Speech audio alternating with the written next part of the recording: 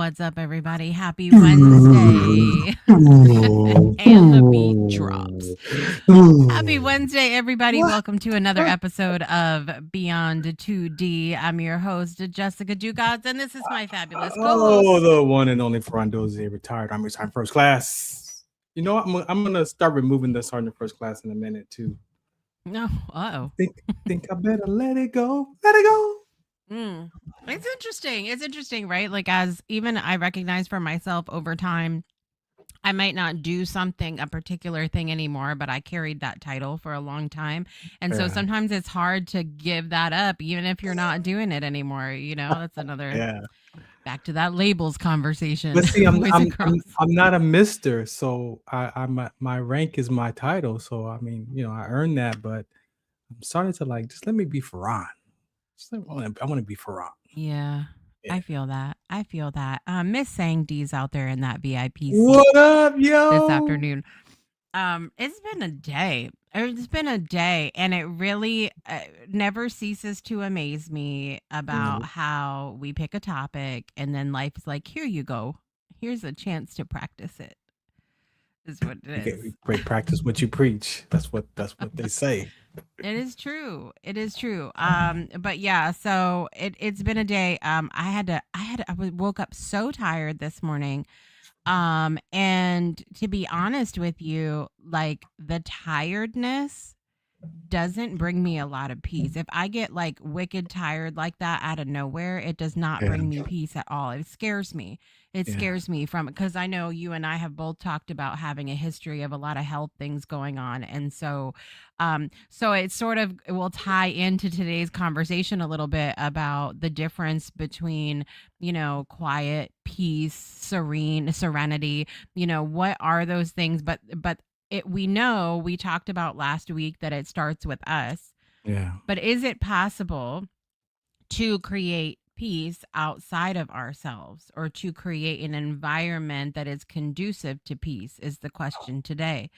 We are engaging. This is our second week of our Blessed Are the Peacemakers series. And I want to be blessed. I want to be blessed over here. I want to be peaceful. I think peace Mm, has always been a goal for me, but I will be very honest, and I think I touched on this last week that I don't always contribute to that piece. no. So I have to ask myself to ask myself those hard questions, which is what we do here on the show. And I did find some really great resources to tie into today's topic as well. Mm. But what are your initial thoughts on this topic? Are we responsible for the peace outside of us at all, or only the peace within ourselves? I'm realizing that I can definitely contribute to the peace outside, but it's challenging because the first thing that came to mind was also the people pleaser. Mm-hmm. It's like, okay, like I want to create this environment for peace, but am I doing it, naturally, or am I doing it in order to please people even when I don't feel like I want to be peaceful? Then I get caught. Then I catch myself pretending like I'm cool, but I'm not cool. Right. Right. So yeah, Yeah. that's outside forces is different. It's tough outside of us. I think, well, I mean, I don't know. I say that, but then I think of really not peaceful times within me. And I think when I'm not peaceful within, it makes the outside seem way worse than what it is at Mm. times. I think that ties into it as well. Do you find that for yourself? Oh yeah, yeah, yeah. When you say it that way, for sure, it's because I'm not settled. Then I think everybody else is not settled. So then it's not settled. There's a lot, I think, that has to do with perception of peace, some of which we touched on last week. And what does peace mean for us? What does it look like for us? And where somebody else might consider something peaceful, just like every other topic we talk about on the show, just because somebody else finds it peaceful, that doesn't mean that we find it peaceful at Right. all. Um, and so I know a lot of people, especially where silence and quiet is Mm, concerned, a lot of people like silence and quiet. A lot of people, it makes them very uncomfortable and anxious. yes. Yes, that's me. And there's part of peace, I think, in this conversation that is about perception, as well. And it goes into the importance that we talk about all the time of having conversations with people. If somebody that you care about and love says, I don't feel peaceful right now, and you're like, I don't understand, what do you mean I'm peaceful? It's a good time to ask the question, like, why don't you feel at peace? What is it that is making you feel unresting or uneasy right now? It's always a good time to have those conversations, I think. You know, I'm thinking back of, just some of the development courses I've been through, and I remember before we would get into the conversations, we would sit in a circle and allow people to express, like, where are you at today? Like, where is your mind at? Right. And then that gave everybody a sense of saying what was on their mind. And then you could focus on what you're up to. And I remember I wanted to practice that in relationships. Like, hey, before we just meet up and sit down to talk, like, what's going on with you first? Like say where you are, because maybe that could be in the background of why the peace isn't being experienced outside of us too. Because Mm, I got so much on my mind that I need to get it out of my head, and then that could create that space of right, peace. So I right. don't, I don't I don't know if we do that naturally to when we come together and hang out and be like, hey, so how you be? Yeah. We just go right into the conversation, and it's like all this other stuff going on. Like Mhm, my whole day is passing, mhm, so I know there's ways to create it and generate it, mhm. but it's still a practice. Do you ever feel like, because we've talked about this word responsibility for, do you ever feel responsible for the level of peace outside of yourself? I wanted to go to the comments really quick and say Mm. that Sang said, I am responsible for the peace within my damn self. We are entertaining me, myself, and I.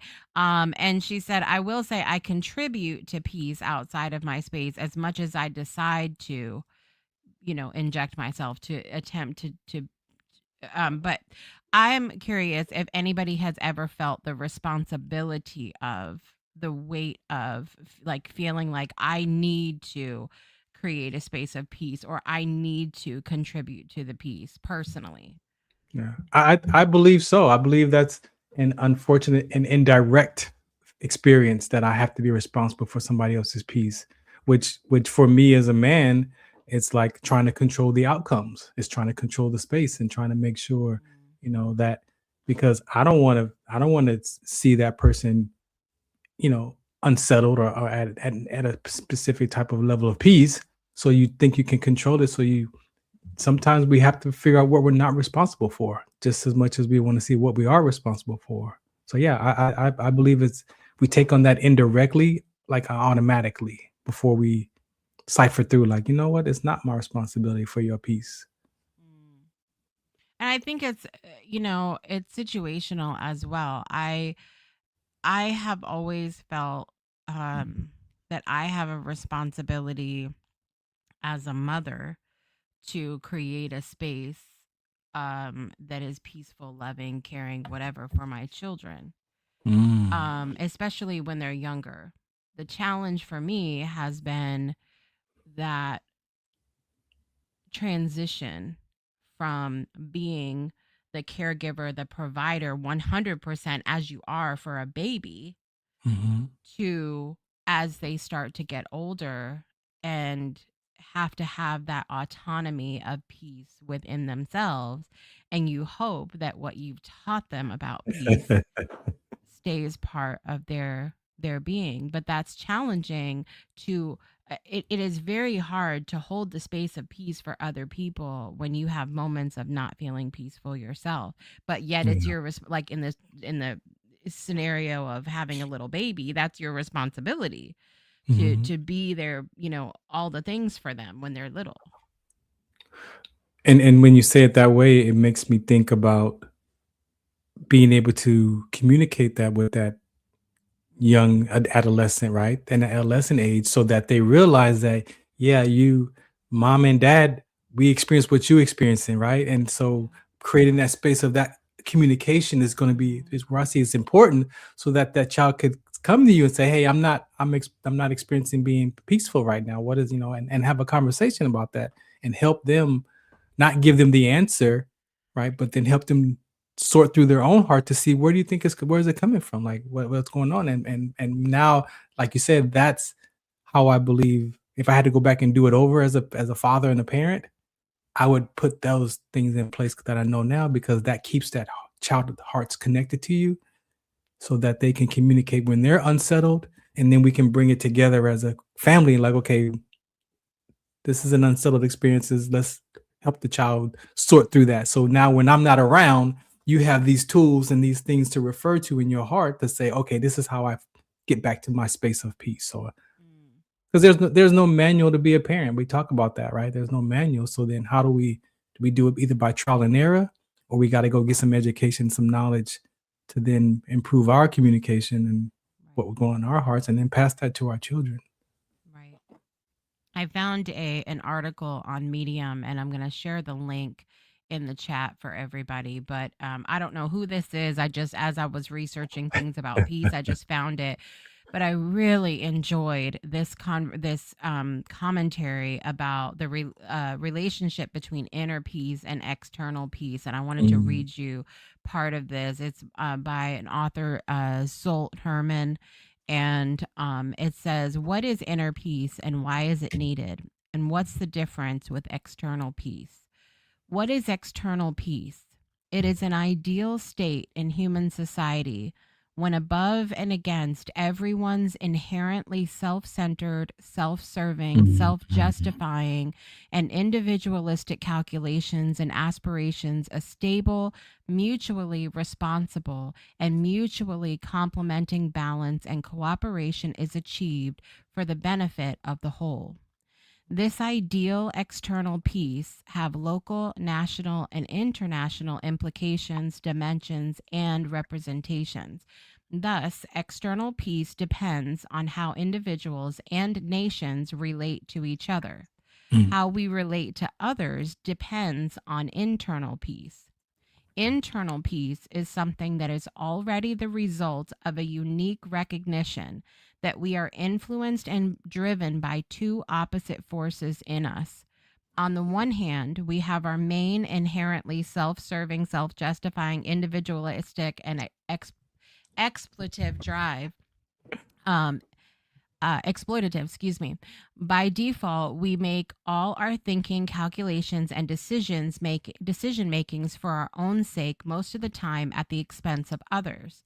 On the mm, other hand, potentially, we can also activate in us an opposite aspiration and inclination when we aim at selflessly caring for and serving others, like healthy cells in a healthy body, in order to facilitate and maintain the general balance and homeostasis of the system in order to facilitate life and optimal development. Recognizing these two opposite forces and the quote unquote war between them is already a very high developmental state. mm, Normally, we are all blindly and instinctively under the all encompassing governance of the selfish and egotistic mhm, inclination, caring only about ourselves and doing everything only for our sake. So the it says, goes on to say, any chance for external peace comes from when we have already recognized our inherent nature as a destructive force, which is the root cause of all conflicts and wars in human history and in contemporary society. wow, It's fascinating, this that's whole good. commentary that, I mean, and it goes on, but I just found That's it good. really fascinating because it does go back to self. It does go back to self, Yeah. and it is not an easy thing to recognize or admit when you are not being a good human. I'll just say that. Like, when you are not being peaceful, when you are not being loving, when you are not being understanding, forgiving, all of these things that I think contribute to a state of peace. Yeah, that was good. That was Fascinating. that was good. That was Fascinating. I heard a lot of key points, and again, you have to listen to the language and the choice of words that he used to describe that. Like that definitely hit home. Yeah, That definitely absolutely. hit home. Wow. Absolutely.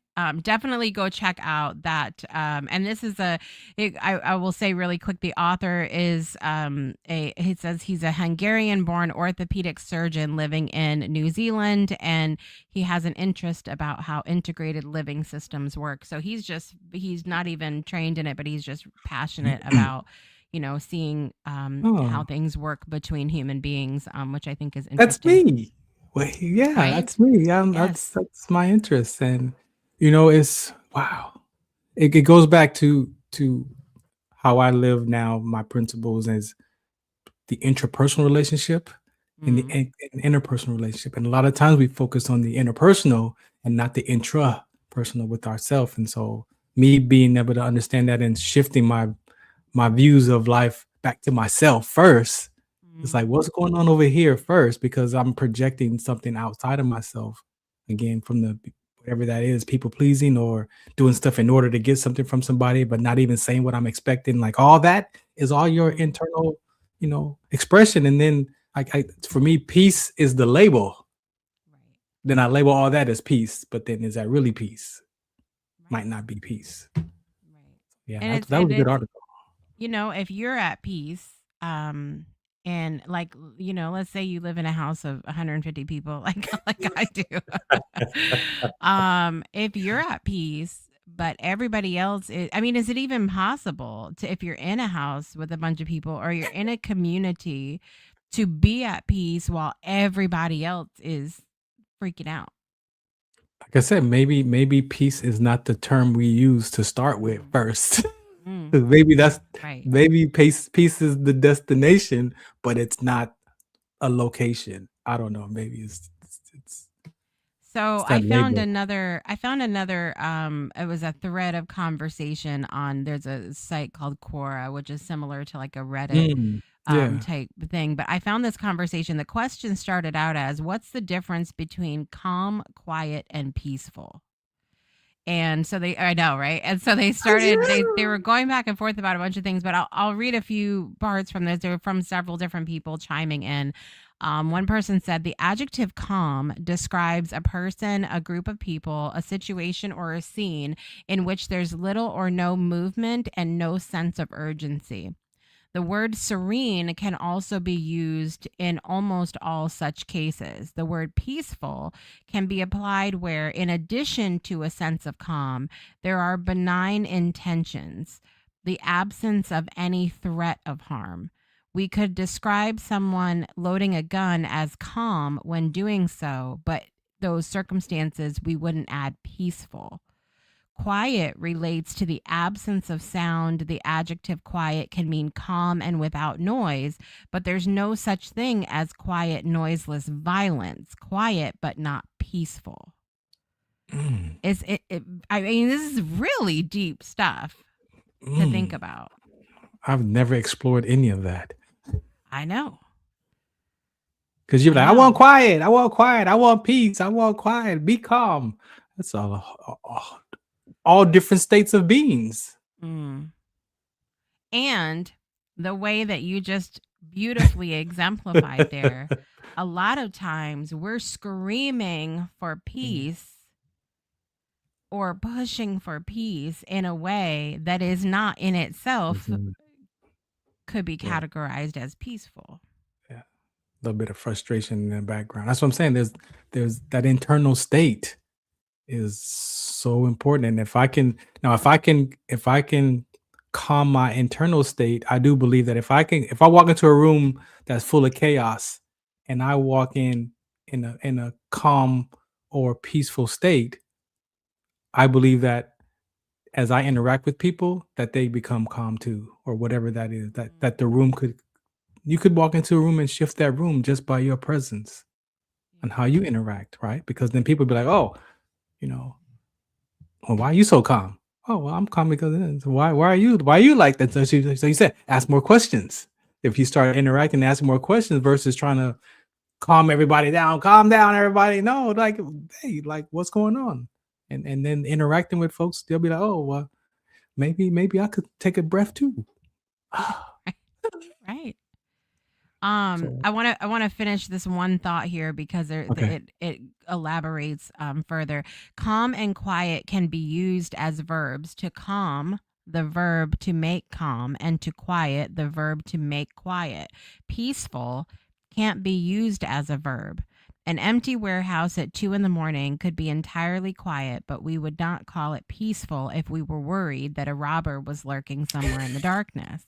A scene in Yellowstone that included a cascading river might be peaceful, although it's far from quiet because the sounds of the birds and the rushing water, and perhaps far from calm because of the movement of the animals. So it's really fascinating to me the difference in words that peaceful and calm, or Yeah. that calm and quiet do not necessarily equal peaceful, and vice versa. The English language is But yet we something use them else. together all the time. We Yeah. use those words together all the time, but they don't mean the same thing. And then I think that, again, going back to what we've been saying, peaceful is such a it's perspective. Yeah. It's perspective. Yes, that's And tough. even moment to moment within us, right? Because there are times when um if I use a funny example to lighten up things a little bit here, that parents know that when our kids are quiet, that doesn't always mean something good is going on in the other room, okay? No, it So doesn't. we get a little nervous when it gets too quiet in there. That's the other side of that, huh? Right. So you'd think on the, I've had people that don't have kids be like, "Oh, it's so peaceful at your house." I'm like, "I'm not at peace right now. I'm wondering what's going on in there." This is what I'm worried about, you know? Yeah. And then there's other times when, when they're all asleep at night and it is quiet and I'm like, "This is peaceful. This part, cuz they're asleep." So I know that the quiet is a good thing, right? So it could change. So our perspective on what is peaceful it can be situational as well, I think. Yeah. But So to know that gives you the opportunity to be like, "Okay, that's cool." yeah, yeah. Yeah. So okay, let's do this. We're going to take a quick break, and when we come back, we will talk about how what are some of the ways we feel like we could contribute to the external peace, and we will be right back after this. Breakthroughs are about more than you might think. They're about discovering who you are, digging deep, reaching to the core of your soul. They're about healing yourself, understanding your beliefs, creating a ripple effect. And it's not just those initial moments that matter. It's about using them to bring more joy into our own lives and the lives of others. It's about having fun, letting loose, enjoying every moment life has to offer. It's about finding a safe space. It's about creating connection.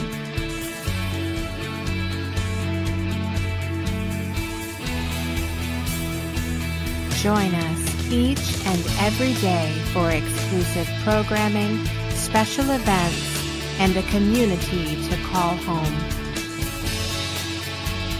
where we invite you to explore, change the way you look at and live your life, and go beyond the breakthrough. So we ask you, are you ready? We'll see you online at thebreakthroughshow.com. Welcome back to Beyond 2D. We are on part 2 of our Blessed Are the Peacemakers series.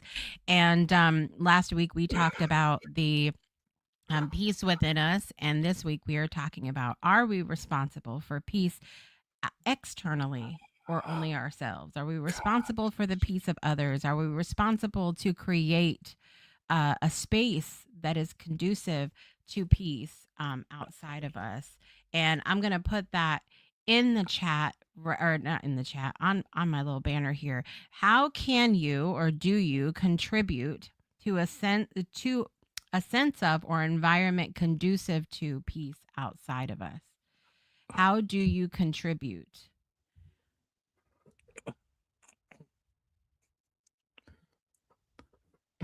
Who's going to go first? You want to go? How do I contribute to peace?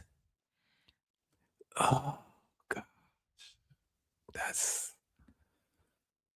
I don't even.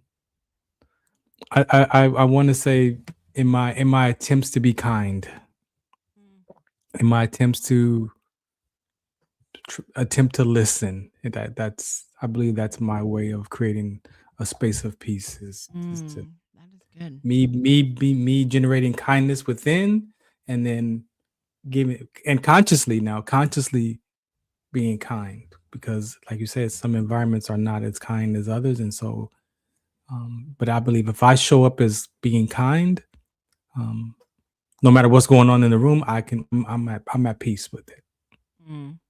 And remembering that, so if somebody says something, I walked away from this one time that I realized that if I remind myself that I'm the biggest jerk in the room, that it gives people the space to be themselves.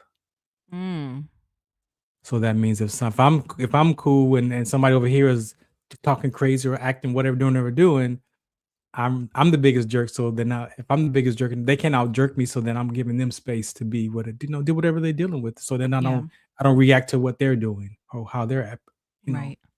being. So that was one of my practices early on. I'm the biggest jerk in the room. So but that gives people the space to just be who they are, because I know how I could be. I know if I could be a jerk then I know then no, you can't beat me. So then that gives people that space to be themselves. Yeah. But that's a practice I like that though, because I feel like people today have an intense pressure to be something other than who they are. To wear a mask, to pretend like things are fine when they're not. And that creates an incredible amount of stress inside of our, not even just emotionally, but in our physical bodies. An incredible amount of stress to be somebody that you're not. I'm very similar in that I think one of the challenges, and because you mentioned listening, and this ties in perfectly with that, one of the challenges I think we have in society today is a fear that people have that if they listen to someone who has wildly different views than them, that is going to force them to change, or that it is going to ruin their lives to listen. Amen. There are some people, I got into a conversation a couple weeks ago about terms and guidelines. So we've been talking a lot about guidelines within communities and creating a sense of safety. By extension, you would think peace when you're safe, right?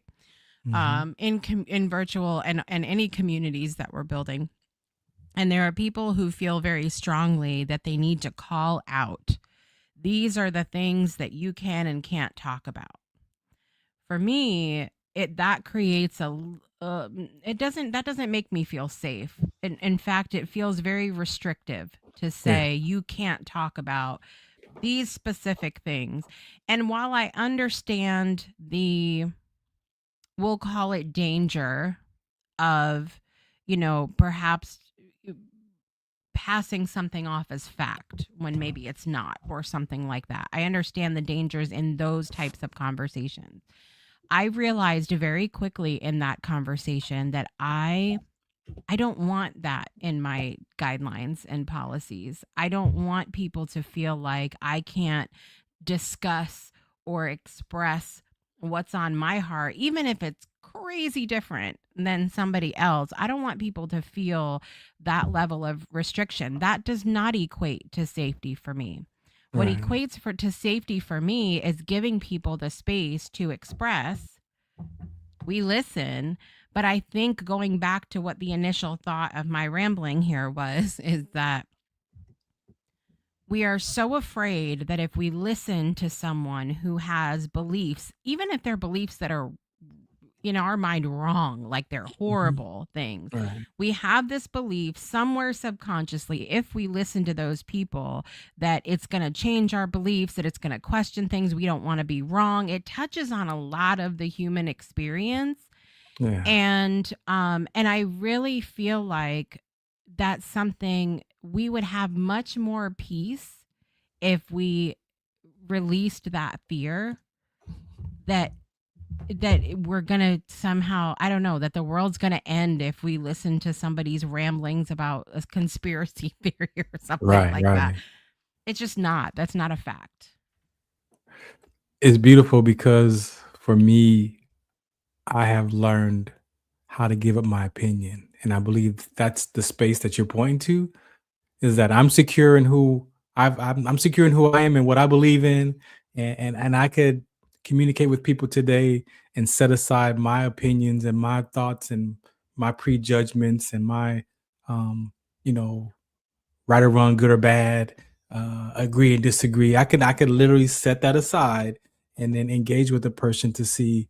Again, it goes back to what you said.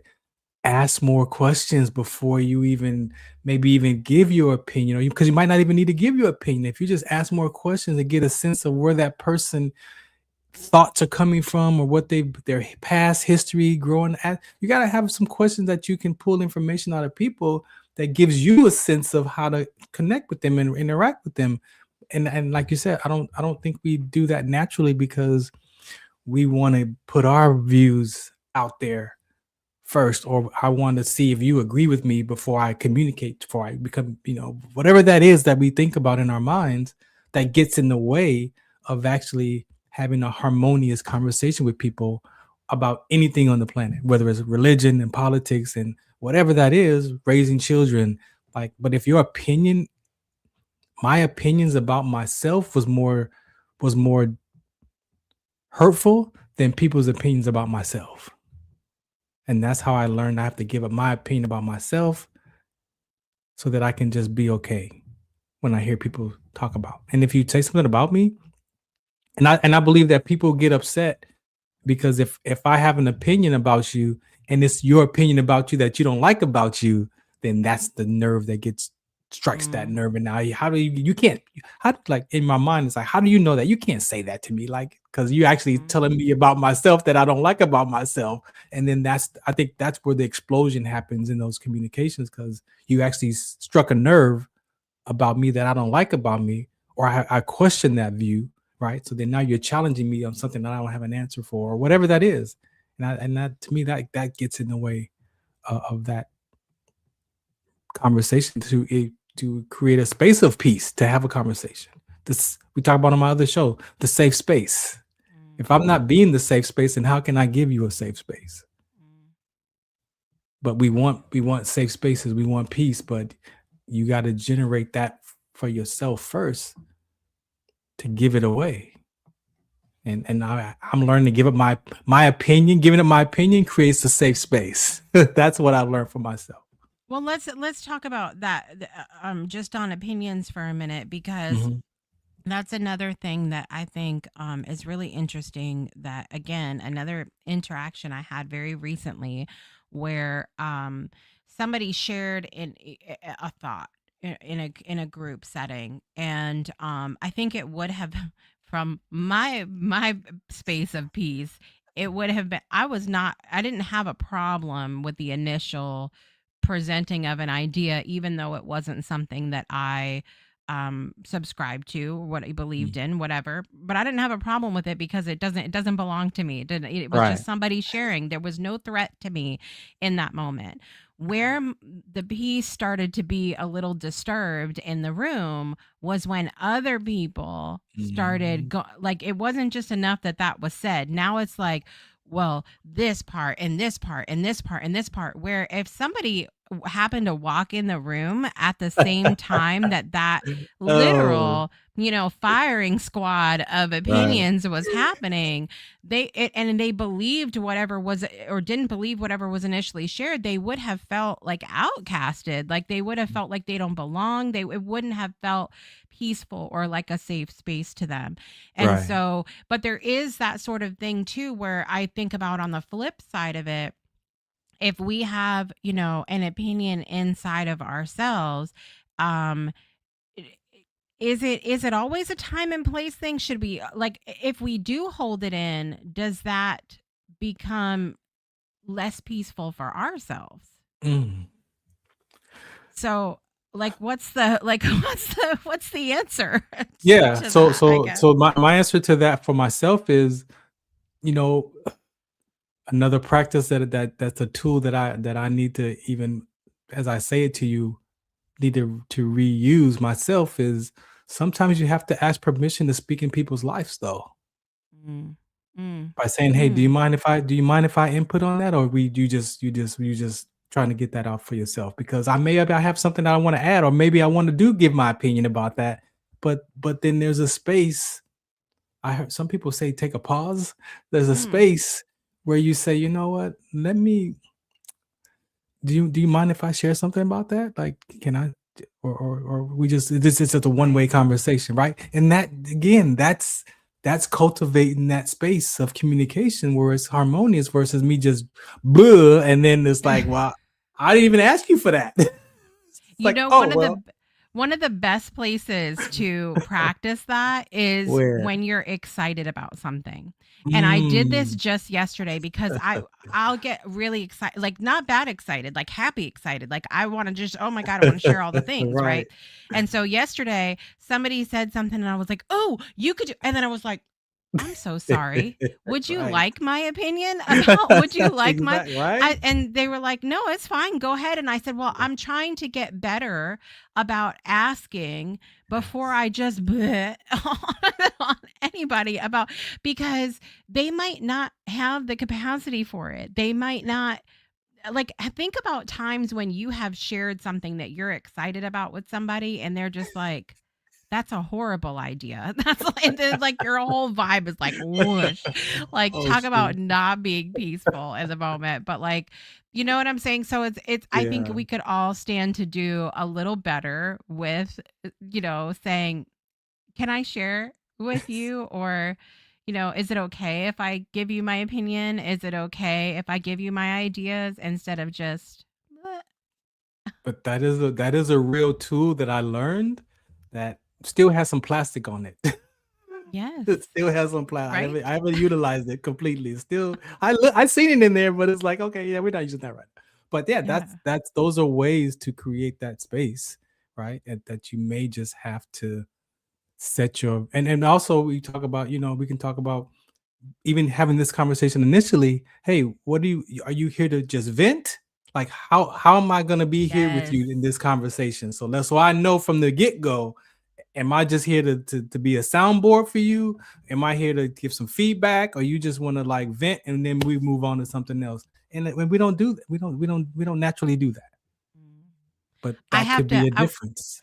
I want to shout out really quickly to Peggy MacArthur. That's the she is on the creator of the Global Business Plaza, and we have a lot of feedback based meetups within the plaza. Uh-huh. And it can be really hard to come in there and be super excited about something and then have people be like, well, actually, did you know that this is out of place? That's spelt wrong. This shouldn't look like that. That's not going to work. And so now Ooh. Peggy is, I mean, we've all been sort of working on this together. Before we present, we go, I just want to share. I would like feedback. I'm open to suggestions. Which one of those do you fit in? Because it can be really hard to be super excited about something and have somebody be like, well, actually. Actually, Angela's out here in the audience today. Very good to see you, Angela. Angela and Farron were both in the Friendship Paradox film. Everybody, love that. Pause, reflect, ask permission. And she said, "I'm a natural helper too. I give advice automatically when they aren't asking, and I try to practice the pause, listen." Without responding. And then, even like you said, going that one step further and asking, is it okay if I Yeah. share my thoughts, opinions, or an answer, whatever, That's a powerful spot because you can change the trajectory of that whole discussion you're about to have Mm, just by asking permission. absolutely. I wanted to ask this because I know you are a person of faith. And when we went to go have this conversation, even though it's not tied into the description of what we're supposed to talk about today or anything, my brain went to Brother's Keeper. Mm-hmm. And I wanted to just read this really quickly. Brother's Keeper refers to the moral responsibility to look after, protect, and care for the welfare of others, not just biological siblings. Mm-hmm. And so if that is okay, maybe I'm sure there's going to be some people watching that don't believe in that don't feel like that is their moral responsibility. I certainly have always felt a sense of that. And even when I do speak out of turn, disturb the peace, and what I can be an animated person. Yes, a little Luda. I can be that way. And even when I am that way, I can typically recognize pretty quickly that I have made someone uncomfortable, or I've created a space where they became uncomfortable because I have disturbed the peace. I can usually tell pretty quickly. And I have a tremendous, even if I feel it was warranted, I'm super passionate about whatever, I still have a tremendous feeling of regret or disappointment in myself afterwards, because I have because I feel that sense of responsibility. And maybe, I don't know, maybe that's not, I mean, I know I saw Sang in the comments before talking about how her responsibility is to her own peace, but I feel, especially for intentional spaces that I create, I feel very responsible. Like if I create a space where people are a community of people, which I've done through the Breakthrough Show Network, when people are at odds in the community, or when something's going on that starts to get a little rocky, I feel responsible for that, even though it's not my responsibility. And my mind, now I don't take the responsibility as in, this is all my fault, I'm like crumbling down now. But I always ask myself, what can I do to contribute to a more peaceful environment for everybody? Wow. If we all took that thought, because we the Brother's Keeper part of it for me, especially since I've been going to this new church the last 6 years, and they started back up the men's meeting at one point that we were meeting every fourth Saturday. It still took a space of creating the wherewithal to make sure that I'm not just saying I'm your brother's keeper as a badge of honor, but as a way that I'm going to be your brother's keeper, right? Because I'm just learning a lot of things that we say are a lot of like a badge. Like, I'm my brother's keeper. Yeah, I'm my brother's keeper. But then when your brother needs something from you, or they need some emotional something from you, you're singing that song, "Don't disturb my vibe. Please don't disturb. I ain't got time for that stuff." So then at what point can I come to you if you're my brother's keeper when you ain't going to, I ain't got time for that. Like that's not a brother's keeper. So there's so many things that I believe that we say with good intentions, but I wear it like that's my brother's keeper. I'm my brother's keeper as a badge. But then when I need my brother to be kept, where is my heart at that point? Then that's, yeah. So that's a tricky conversation for me. It So those is labels. 100%, but you can see how it ties into this, because Yeah. if we're supposed to be looking out for the well-being of other people, then what are we doing half the time? Half the time, what are we doing? And Sang brought up a good point. We can have boundaries and still be my sister's keeper. Oh my gosh, Here boundaries. we go with the boundary. Farron loves the word boundaries. He loves the Boundaries. word boundaries. Show me your boundaries, Sang D. Show me your boundaries in nature. Yeah, I mean, I think any, like, look, it's a very layered conversation, right? Because we all have limits of some kind. Like, we can all, like, when you say your brother's keeper, um are you willing to take that phone call at 3 in the morning? Right. You Right. know, All like, of that. is there a time boundary? Is there are there rules in place That's that what I you was have thinking. set for Exactly. being, and so it's challenging, but I think that the same thing can be applied to every conversation we've ever had on this show, including peace, which in the peace context, I go back to the uncertainty I felt when we talked last week about, are we a peacekeeper? And I was Mm. like, well, now that I think about it, I feel like that mostly, but am I though? Like Yeah. all the time? And we take these labels and these, like you said, these badges of honor that we wear, and we go, I'm loving, I'm peaceful, I'm organized, I'm whatever. But are we all the time, or is it conditional?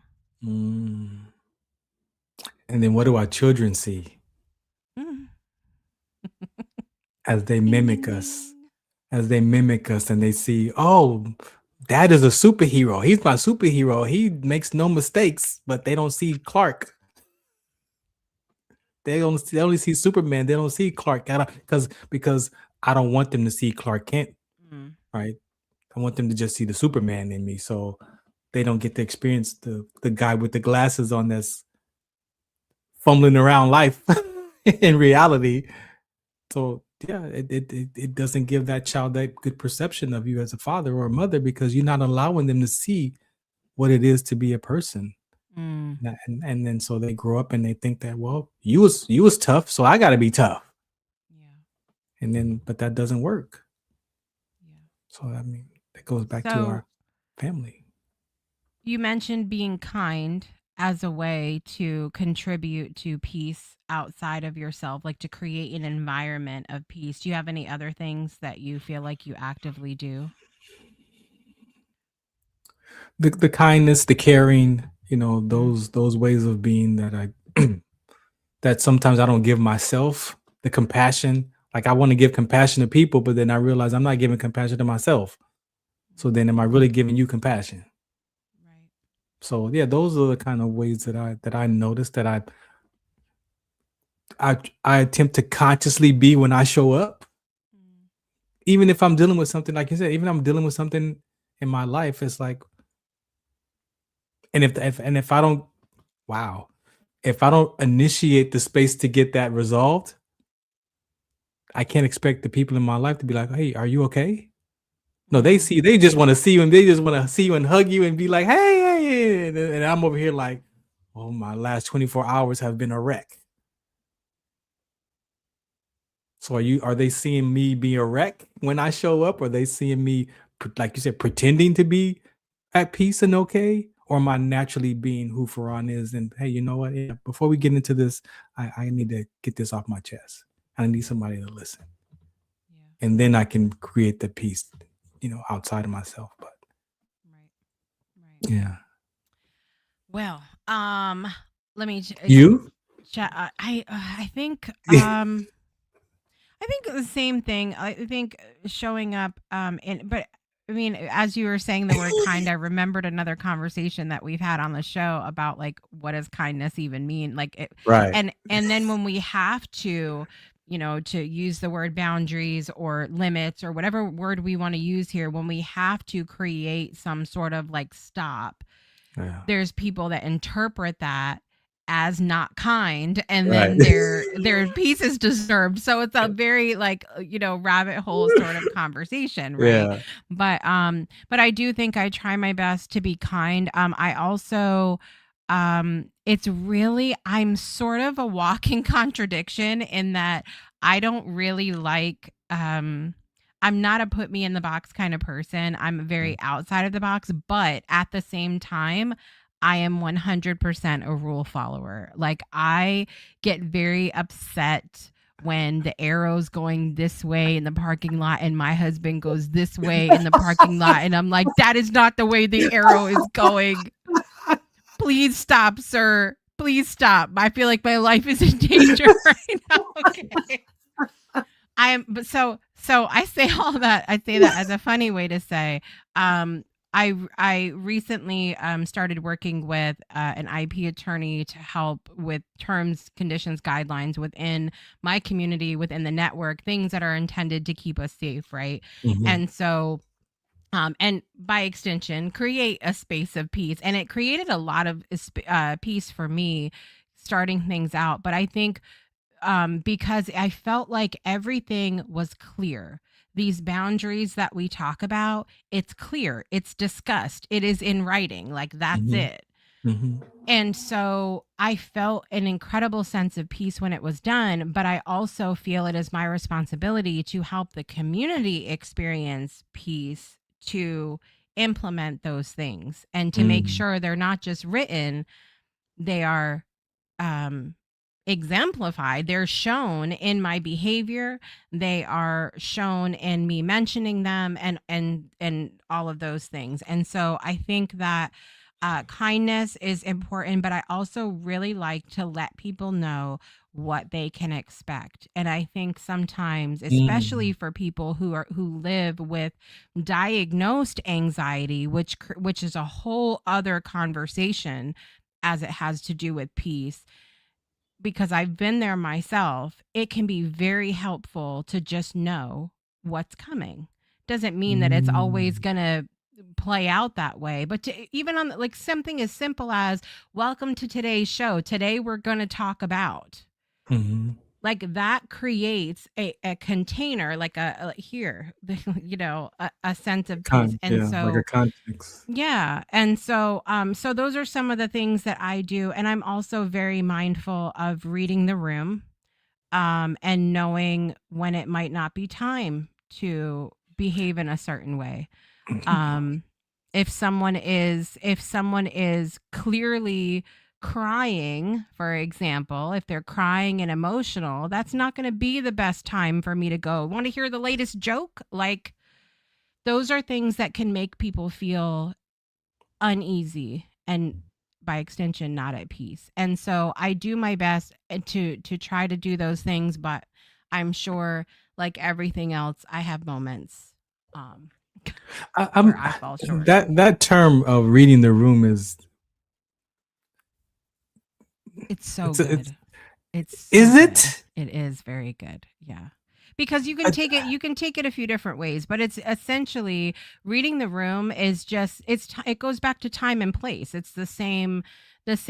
So that's Like, what if we're you're saying when you're saying right, time and and it's place. not, yeah, and I'm not saying to like assume something about a person. I'm talking about like visible and audio cues, like things that are being said or things that are being shared or things that are ways that things are being expressed. Again, like the example I gave, if somebody's crying uncontrollably, this is not the time to tell a joke. Like, that's what I mean by read the room, like time Okay. and place.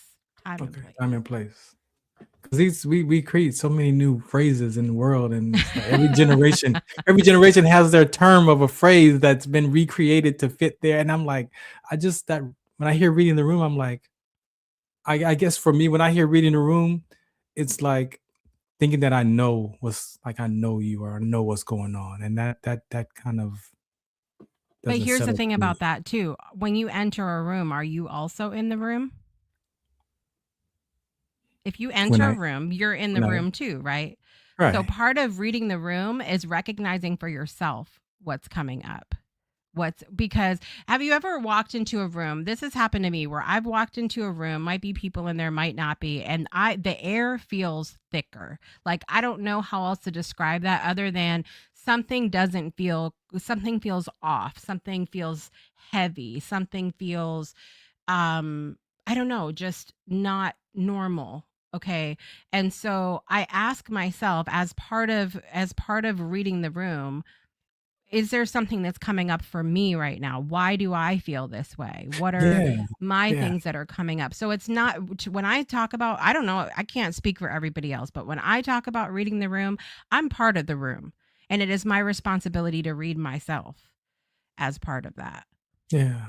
No, I appreciate because that's I mean that's my practices is a lot of the stuff that when I walk into a room, like I said, I'm practicing challenging my thoughts and my language up against nature. And Mm, so when I walk into a room and that sense of that whatever that feeling that I get, that lives over here for me. mm-hmm. So I gotta, like you said, I gotta then look at why do I am I uncomfortable? Then that is am I bringing that space into the room because of how I feel, or is that an actual thing that's actually going on in the room? Mm-hmm. So, like you said, that's why I guess why I was challenged about the reading the room because for me, a lot of my experiences live over here, and but we think that it lives out there, but it really lives in because that energy is coming from me, Right. and I have to check that. Like, so I do get it. It's just a I mean, Well, I'm like, look, 56, so I have a we lot didn't say of read the room when I was I growing know. up. We have a lot of some of my energy girlies out there that understand and have experienced the power of what happens when our energies affect each other. We know this is science at this point. There's been Yeah, studies done to say how our energies can affect one another. for And sure. so that's part of it too, is like that conversation of is this me? Maybe somebody else in the room is going something, maybe conversation needs to happen here, Right. whatever the situation is. So it's just being, for me, reading the room is just being cognizant of the energy that's around me and my own as part of that. Yeah. um Sang was saying, or I want to go back a couple of the comments really quickly before we Yeah. finish up here. I've had to hold some strong boundaries with my stepson and family, and it hurts so bad. It does not feel good at all, but I got tired of one-sided relationships. And it's interesting because we obviously don't know what the specific situation is in that circumstance, but she said, I pray for them, I love them from a distance. And sometimes if we don't, especially if we don't know how to process a situation and we are feeling Yeah. that unease, or we're lacking that peace within ourselves about it, that sometimes that's the better thing to do, is to just step back and think about it for yourself before you try to talk about opinions, put that on somebody else, right? And then, it's always important, we always advocate on the show for having hard conversations. Yeah, You know yeah, that's what I was thinking, like, the term today is don't ghost we ghost people, so don't ghost, like, if you if and that's what I'm saying, because I measure my character, my behavior, my personality, my body language, right? If I measure that for myself, then I can have a conversation with someone else and say, "Hey, you know what? I really love hanging around you, but your behavior when it's Yeah. like this, I can't. So I'm gonna have to step out until you can figure out how you want to either manage that. But I love you. You call me, I'll pick up the phone, but that whatever that is, I can't. And then that's me expressing my boundary or with putting it in relaying that information. And sometimes we don't do that. We just step Because away. it's hard. It's Yeah, hard to say that sometimes, right? yeah, Like, but it's hard to be like, when you your can tell behavior. yourself that, but when you can tell yourself that, you know what, Brian, you need to move, your Yeah. behavior is not, and remove yourself, then you can express that because that's the other side of that coin is where people say they just disappeared. They just you just ghosted me, but it's like no, I'm not gonna ghost you. I'm gonna share as as Yeah. as kind as possible, as nice as possible, and not blame you, but say, hey, this is who I am. This is my stance, and whatever your behavior is, like I can't, and not for my personal peace of mind and development, I'm let me know when you want to take care of that, but I don't want to be around that. And that's what giving that person the opportunity. Then that person can look in their life and be like, you know what, maybe, you know what, okay, then let's talk that, because I don't want you out of my life. I actually want to make this work. So then maybe I do have to examine myself and figure out, well, why do I act like that when you come around? Oh, there it is. You remind me of my teacher that smacked my hand in class, and blah, like whoever knows whatever's going on in that person's mind. But it disappears that gap of me feeling like I had to ghost them, or we talk about it at church. I wouldn't touch them with a 10-foot pole, like or long handle spoon. I would like that's not kind to say that about people. That's so there's so many layers to it, though. You know, there is. This week was bigger than I thought it was gonna be. Miss Sang says, I think I started recognizing some of my tendencies in my children before they realized they had them, and I helped educate them based on where they are, and I opened the door for their experience of me as their mom and how it impacted them when we were growing up. Beautiful. That's it. Too. That's Sang D right there. The 3 and the 3D. The other D and the 3D. Yes. Oh yeah, that's when you learn that as a father or mother, then you go back and you make those corrections, so that child can get that together. And now that child, for me, is returning that heart of that child back to that father and that mother. That's my work, and those are ways how you can do that. Hey, you know what? I'm not perfect, and then tell me how you feel about me not being perfect, and then don't defend that from the child, because that's that child's experiences of us, and it's valid for them. That's their reality of us. And so allowing them to say that to us gives them their freedom, the peace. And now everybody's at peace, because now I know how that child thinks about me. I'm not guessing, or I'm not, trying to be perfect when I know I'm not perfect. That's beautiful. Yeah. Final thoughts about our topic today. That's peaceful. That's how you generate peace. We definitely can generate peace within us, for sure, but it's also not the peace that we want to create outside of us. We can't control that either, though. And so sometimes you just can't control the outcomes of other people's behavior, but you can definitely show up as your way of being peace. And then again, the beautiful thing that you say, that I even tell my daughters, you have to ask more questions before you draw a conclusion about someone's behavior or whatever they're dealing with. You want to ask more questions. Get a little bit more feedback before you give your opinion or draw. Oh, that's just the way that they are. Like, you got to get some more information, because people will tell you. Their choice of words, their language, their behavior, their voice, their tone will tell you if it's about you personally, or if it's something that they came to work with, or they showed up with that wet weight in their heart, that it may not even be about you, but they take it out on you because you're the person in front of them, that they might feel that you can handle that hard conversation. So ask more questions. That's my final take, is ask more questions. Right. I think for me, I would say go back to episode 1 of this series and check in with yourself, because I go back to the song, we used to sing growing up, let there be peace on earth, but let it begin with me. Let it begin with me. It's got to start from within. Yeah. And then take that time to really evaluate for yourself. Do you feel that sense of responsibility for others or situations outside of yourself? Yeah. Even if you don't feel the responsibility, ask yourself, what is your impact on the ability to, or the space that's created to experience peace in different people and circumstances and situations in your life? Because I think whether we want to admit it or not, even if we don't feel the responsibility, how we behave, the words that we use, the way that we be, as we talk about on this show, does have an impact on the other people around us, whether we like it or not. And this is not a slap the hand. This Yeah, is it's not a not blame or a fault. Yeah. there's no blame in it. It's an awareness of going, okay, and if I'm aware that my behavior and whether or not I'm at peace impacts the peace of other people, then it's we can choose then we Yeah. get to go, okay, what can I do differently? How can I show up differently? How can I lean into, if this is important to me, if these people Mhm. are important to me, what can I do in the situation? So bring it back to yourself. Next week, Mm. not next week, next I'm like, say episode, what?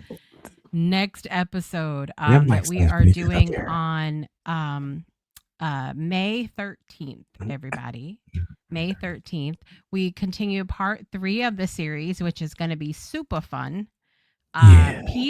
Peace in the chaos. Can you be at peace when life is falling apart? This microphone sounds good when I talk up to it like this. Welcome to the ASMR episode. Hey, this sounds clear right here. You see what happens around here? I gotta get it at an angle though. I gotta give me a stand, man. I gotta give me a stand. Next episode, peace in the Next chaos. episode. Can you be at peace when life is falling apart? That Nope. is the question. Nope. He's just going to say, nope, that's it. We don't even Nope. have to be here. See you the next Nope. one. And the final week, we will be talking about the Peacemaker paradox. When peace costs you too much, can it? Can being peaceful cost you anything? I think boundaries are gonna show up in there. I gotta go rewatch boundaries. I gotta Uh-oh. rewatch the boundary segments. Yes, go back and rewatch the boundaries episodes, everybody. I'm still challenged with the boundaries. So, saying set me off when I saw boundaries. It's all good. My natural expression. This is my natural expression of boundaries.